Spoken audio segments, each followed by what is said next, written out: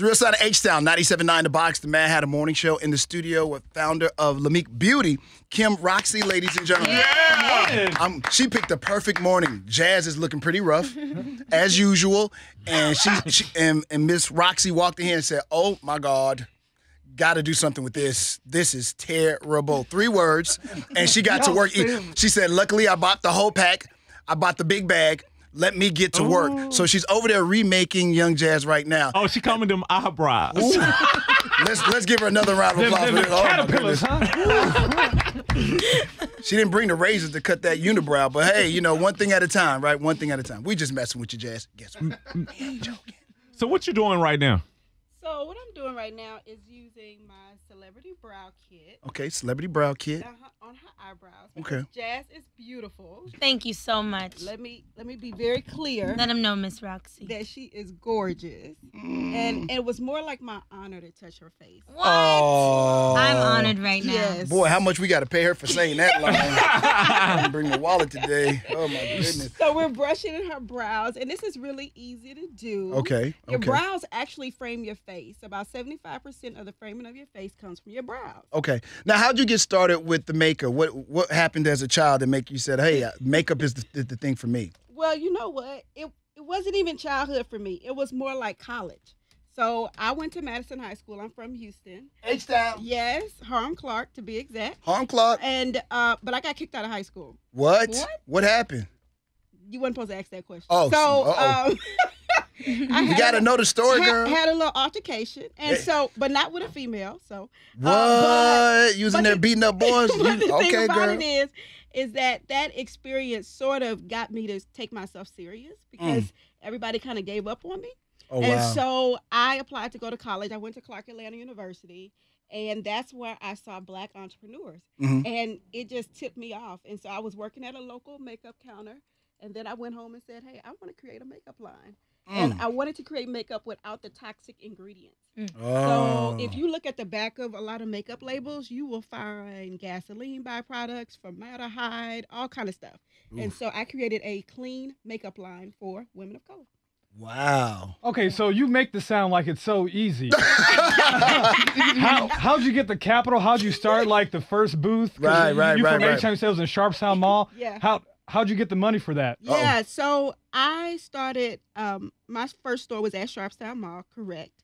Well, you know, you got to make sacrifice. And so for me, I saved up $9,500, and I ate at Wendy's like $1 a day, $2 a day maybe. And my mom gave me $500, and that's how I started my store at Sharpstown Mall. And as soon as I opened up my store, I thought people were just going to walk in, but they didn't.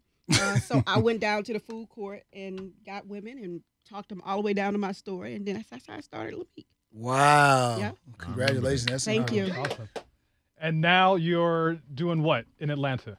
So now I'm doing things all across the world. I just got back from Italy yesterday. For me, it's about spreading the love and the knowledge around clean makeup.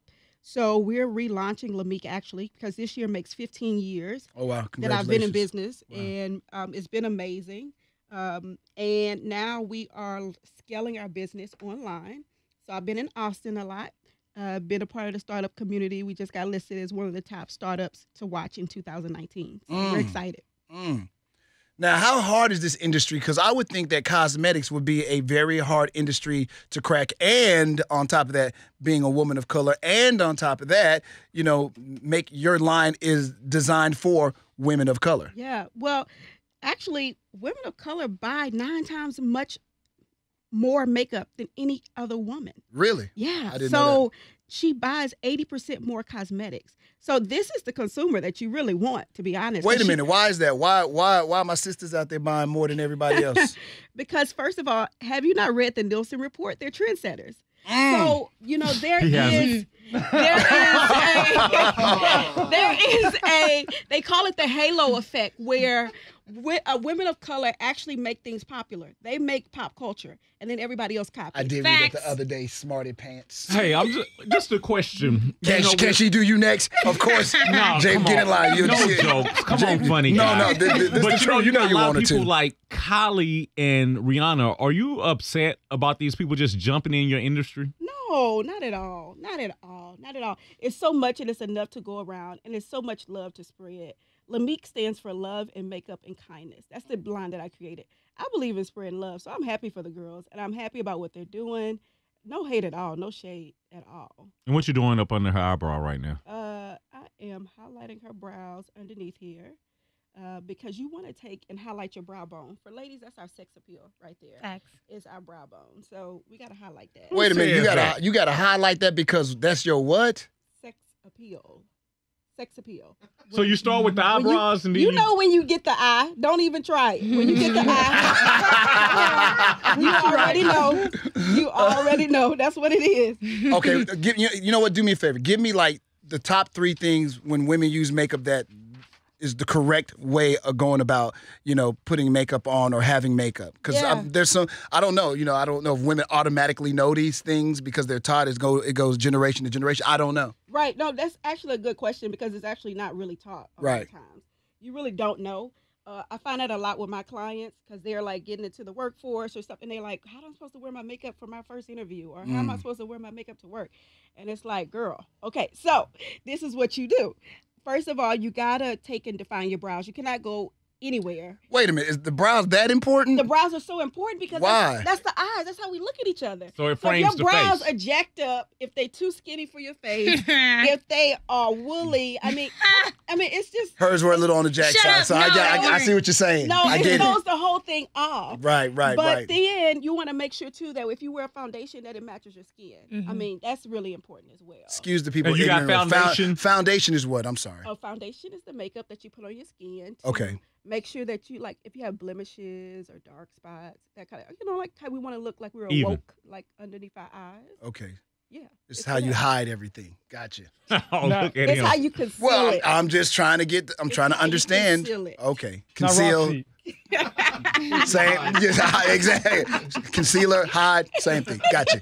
you mentioned earlier that all these other cosmetics have these terrible products and ingredients in them. Yeah. Now, this is an eco-friendly line. How'd you get like in the lab and create these, cosmetics that are eco-friendly? Yeah, so I ended up meeting my chemist in New York, and he had just retired from Estee Lauder, and he taught me how to make makeup. And I told him I wanted to make makeup without polyisobutane and parabens. Look these words up, please, because it's inside of a lot of your personal care products. Can that stuff hurt you, by the way? Oh, yeah, it's being linked to cancer and all kind of stuff. So, yeah, most definitely. And so for me, and actually 1 in 12 products marketed to women of color have harmful ingredients. It's been so much research around this. So for me, it's just about making makeup that's better for you, that's good for you, where you're not sacrificing your health. And I had a chemist, and we make makeup actually right here in Houston, in the Greenspoint area. We're like making makeup. Houston is not just an oil and gas city. We're like making makeup in this city right now. Wow. Yeah. How do you market yourself when you do this? How do you market LAMIK? Yeah, you know what? I get involved in the community. Okay. For me, it's always, I've never had like a huge marketing budget like some of the bigger brands have had, but I've been very creative and I've sort of hacked marketing where for me, I get involved in the community and that's how we get our name spread out. And I get invited to, some of the top events around the country because of that reason, because of the work that we've done in the community. And then for us, definitely social media as well is a great playing field for us. And then we let our customers work for us. We have some of the most prestigious clientele. I mean, the first African-American woman to be a president of an Ivy League college is one of our clients, Dr. Ruth Simmons. She's at Prairie View right now. And like these women, they stand up for us. They put us in the right places. And that's what the part I love about it. Okay. Yeah. Oh my gosh. Jazz, this is coming along. What? What you see? So a better looking person. No disrespect, Jazz. I'm seeing the work that's happening here, and I'm just happy for it. So first of all, Jazz's skin is on fleek. First of all, her skin. That's 3 fingers I owe you. That's the third one. Her skin is like perfect. Yeah. So what I did was concentrate more on her eyes today because of her hair color too. I think it's really important to bring out her brows. All right, I'm gonna ignore your phone. Yeah. Uh-oh. And you got the time on there too. I guess y'all know what time it is on camera too. All right. Now, let me ask you this, because Take a seat too first. is how you want to take a seat? Yeah, yeah. Oh yeah, you put it on the table or whatever. Let me ask you this, because you have, Jazz is lighter complexion. How does different complexion women of color come into play when you use makeup? Yeah, it's about your undertone. It's about your undertone. And so a lot of times, Like, should Jazz use more because of her skin? No, she would use less. Okay. Because of how even her skin is. Wanks. You don't want her to look draggy. No, you don't. And What's draggy? Yeah, please explain. What is draggy, J Mack? Wow, J Mack, I didn't know that you were. There's a lot of makeup on. That's draggy? I've never overdone. I'm okay. guessing. You think drag makeup is too overdone? Like the makeup you had on before. That one time you came up here. What one time? You know. No, I don't know. Okay, guys, it's not about your. Okay. Y'all can fight later. This is what y'all like to do, not in front of company. Let's focus in on Miss Kim from LAMIK Beauty, the CEO. Let's focus, okay? Whew, children. So now, when people want to pick this up, where can they buy? Where can they find LAMIK? Can they go online? Can they go to stores? Online. Yeah, so they can go online to LAMIKBeauty.com. If you go there, like what I just did on Jazz was her brows, and on our website we actually have a recommendation tool. So we have like this AI component that we put on our website so you can get the right products. Because when you buy online, you want to make sure you get the right thing. Mm-hmm. And so we have like a little quiz. You answer those questions, and then you get the right recommendation. Oh, so okay, go ahead. Yeah, so I brought in AI and everything, machine learning to our website. Now, here's another question for you. When it comes to makeup in children, what is the correct age? Why y'all laughing? What is the correct age? I just started letting my 16-year-old wear makeup. She wanted to wear makeup since she's probably been about 13. I would not allow it. She has skin like Jazz. I just say, you don't need that. We're not going to do that. We're not doing your hair. We're not doing makeup. We're not doing it. And then I hear Jimbo talking about him allowing his kids to use makeup, and I just like, at some point, you got to break down and let this kid start growing into a woman. So I said, put it on. As soon as you break out, though, you ain't putting it on no more. Unfortunately, she didn't break out, so she can wear makeup now. But she doesn't overdo it. She likes to put stuff on her little eyelids and stuff like that, but she doesn't go crazy. And she's learned how to put it on pretty effectively with the help of her sister. But is there an age-appropriate time to allow, young girls to start putting on makeup, in your opinion? Yeah, I think it is. I think that, you got to let them kind of, my daughter's 3, and she says to me, Mommy, I want makeup. Mm-hmm. But she means lip gloss. Right. So, you know what she means. So I think that it's, certain ages, you know what to do. I think that how you did, like at 16, saying, hey, now you can start putting on makeup. I think that's a good age. Most of the time for me, I start liking to teach girls about makeup and really about facial care about 13. Because that's when puberty starts to happen. If she had a mother around, changes. I probably would have did that as well. But since yeah. I'm a man and I don't know that much about it, I was like, she was going to have to do without until she could grasp the concept on her own. Exactly. And I hold actually workshops for girls, like in the summertime. Oh, cool. Where I teach girls about, facial care and makeup and all of that. But that information is on our social media and on our website as well. Now, should everybody be putting on makeup? Because some people, makeup may not do the best for them as far as their skin is concerned. They could break out, whatever. How often do you see those kind of things? What was your recommendation when you see that kind of stuff? Yeah, so I'm a licensed esthetician, which is a facial specialist. And one thing you'll learn is that actually makeup is protection, the right makeup. Mm-hmm. So it's not so much that makeup breaks you out a lot of times. It depends on what kind of makeup you're using. So if it's full of parabens and polyisobutane. A whole bunch of words we don't understand. Yeah, but I'm going to look these up at the end of the show. Yeah. That's what's going to cause the breakouts because it's not hyperallergenic. Okay. And I think that you have to do what's best for you, you know. But I think it's really good to get you a consultant that you can go to, that you can find out. I don't think you should just be like on the aisles trying to figure it out on your own. Even if you go through a website or you go through some kind of way to get the right products, I think that's really important. But I mean, cleaning your skin properly is something that everybody should be doing. Toning your skin, moisturizing your skin. Everybody should be doing that. And I think that, that'll take care of your skin. But makeup isn't the bad thing, I think that it has a lot to do with what's inside of the makeup. Okay. And Miss Roxie, there's always a game plan. I mean, you've already been doing this for 15 years. You've been successful at doing it. This is what you do, 24/7, 365. What's the next move for LAMIK? Yeah, so the next move for LAMIK, you got to watch out for because I've been so adamant now when you talked about raising capital and all of that and kind of taking things to the next level. Now we're kind of going to a new phase where we're going into a high growth type of company and using technology. We're looked at as a beauty tech enabled company now, using technology to really scale our business is what we're doing right now. So now we're looking at, national things and global things. And so I'm really excited about the future and helping other women of color actually get into raising capital for their businesses.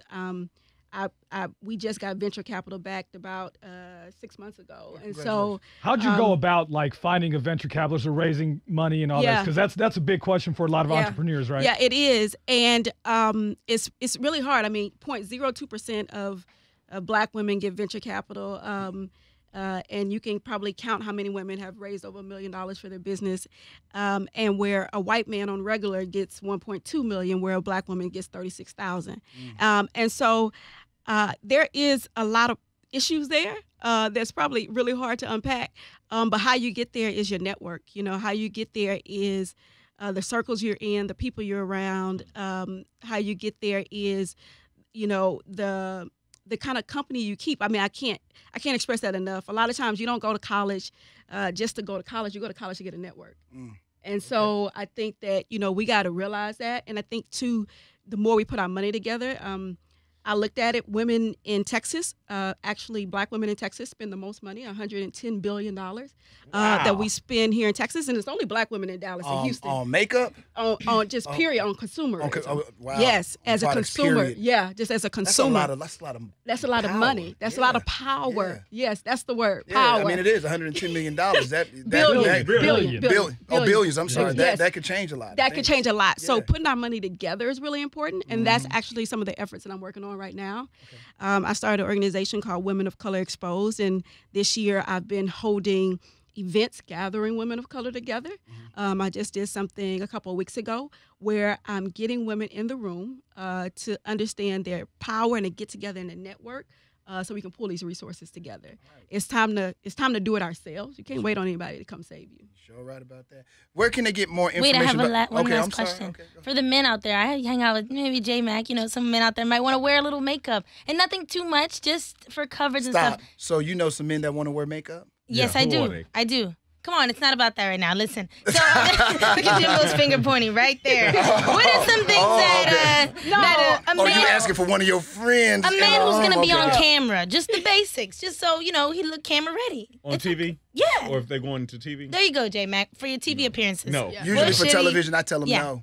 No. And I usually have to fight camera people because then they'll say something about, well, your skin, da-da-da. I'm like, well, you refuse? Yeah, oftentimes I have. Once or twice I have broken down because I'm always one of those people that cause problems because I don't want no makeup on me. What you see is what you get. Ooh, Lordy.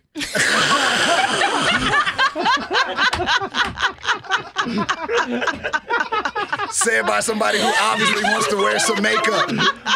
Roxie, back to the tips. So go ahead and give J Mack tips on wearing makeup. This guy. Well, I'm going to say I'm really proud of J Mack. I mean... Me too. A man who's proud to wear makeup. No, I'm just proud of him because, first of all, he was at the event and he was the OpEx that we had. The OpEx event that we had, and we were there giving professional makeup tips for women. And J Mack came over and he used the celebrity brow kit on the woman. I mean, and he knew what to do, right? And he didn't know. Nobody's surprised by this, right? It was very novice. I mean, you could tell that he probably hadn't tried it before, but a couple times he picked up on it. He picked right up on it, right? He got it. Exactly. Of course he did. How simple it was. So, ladies, you can do it. Who here surprised? Nobody? Okay. Nobody surprised. Ladies, of course he picked up on it. Of course he picked up on it. He gonna be your sister next week. I'm just proud of him, and I must say that he had our social media on fire, so we appreciate that. I bet he did have it on fire. We appreciate that. But in regards to like men wearing makeup, I think like for LAMIK, I know that we're here to empower women. But definitely, men use makeup for a camera and for different things and to wear as well. I mean, do you get requests from men about your product at times? Yeah, so we don't particularly market to men, but they still, I still got my guys who won't let me shake them, and and it's okay. It's okay. Right. I love them too. They know they my boos, but but we're just really about women's empowerment. Well, J Mack is one of your newest boos. So let's give it one of the newest boos. Anything for a great woman that is coming up in the city and has been doing it for so long. Because I remember your store in Sharpstown Mall. Yeah, I used to come up there with Nate. Yes. Yeah. And look at you now. We're so proud of you. You've come a long way, baby. You've come a long way. Well, Miss Roxie, we appreciate you. LAMIK Beauty, again, give them all the information that they need to know, where they can pick up product, where they can find out more about you and your company as well. Yeah, so if you can go to LAMIKBeauty.com, that's where you can go, LAMIK Beauty. Remember, it stands for Love and Makeup and Kindness. And then we're on Instagram and on Twitter as @LAMIK Beauty. All right, well, continue success. Miss Roxie. Thank y'all so much. I appreciate it. You next, J Mack. You come sit in the chair now with Jasmine. Y'all time. Y'all girl.